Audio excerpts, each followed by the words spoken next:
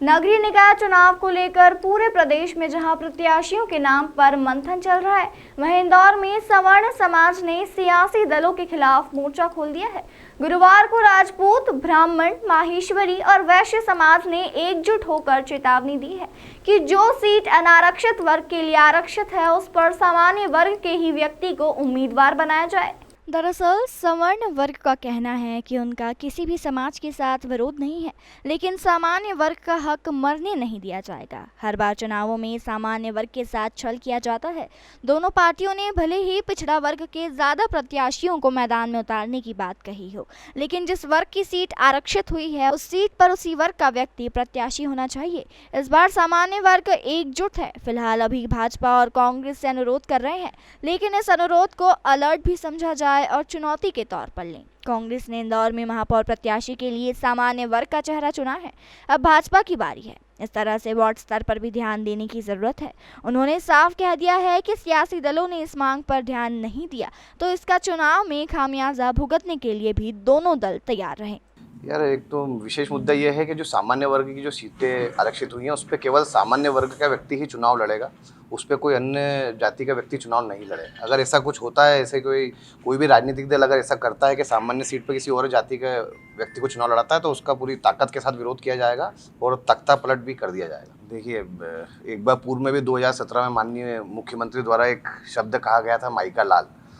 तो लगभग 24 घंटे के आवन पर 3.5 से 4 लाख की जनता महाकाल की नगरी में इकट्ठी हुई थी और महाकाल के भक्त हैं और तख्त और ताज दोनों पलटने में पूरी तरह माहिर हैं।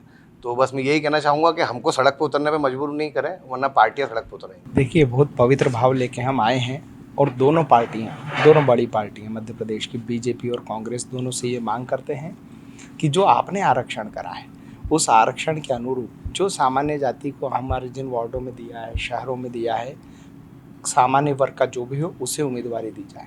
क्योंकि प्रायः देखने में आया है, पिछले चुनाव में भी देखने में आया है कि पार्षद का, सामान्य वर्ग का पार्षद का टिकट वो होता है और टिकट दूसरे को मिल जाता है।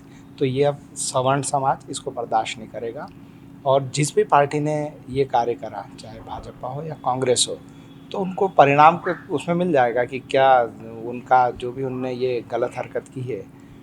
तो हम तो इसी भाव को लेके, चाहे महेश्वरी समाज से राजेश जी हैं, अनुराग जी हैं, ब्राह्मण समाज से आनंद जी हैं, मैं वैश्य समाज से हूँ, वैश्य समाज और विजयवर्गीय समाज का प्रतिनिधित्व करता हूँ, और संजय जी हमारे प्रदेश अध्यक्ष में विजयवर्गीय समाज का। हम सब ने ठान लिया है कि अगर ऐसा कुछ भी हुआ तो उसके परिणाम दोनों पार्टियों को भुगतने पड़ेंगे। नहीं, वो क्या हुआ कि पहले भी हम विरोध जरूर करा, किंतु विरोध का जो तरीका था वो इतना सरल था कि हम सब स्वीकार कर लेते थे। अब हम स्वीकार भाव में नहीं हैं और इसका बिल्कुल डटकर मुकाबला करेंगे अगर कुछ गलत चीज़ हुई तो सामान्य वर्ग के साथ। देखिए, जैसे हाँ, ये विरोध जो है सिर्फ राजपूत का नहीं है, ये सवर्ण समाज का विरोध है, क्योंकि सवर्ण समाज का हक मारा जा रहा है, ना कि राजपूत का सिर। तो जैसे कि छतरानियों ने जौहर करने से पीछे नहीं हटे, मुगलों के सामने नहीं झुकी, तो सरकार के सामने क्या झुकेंगे।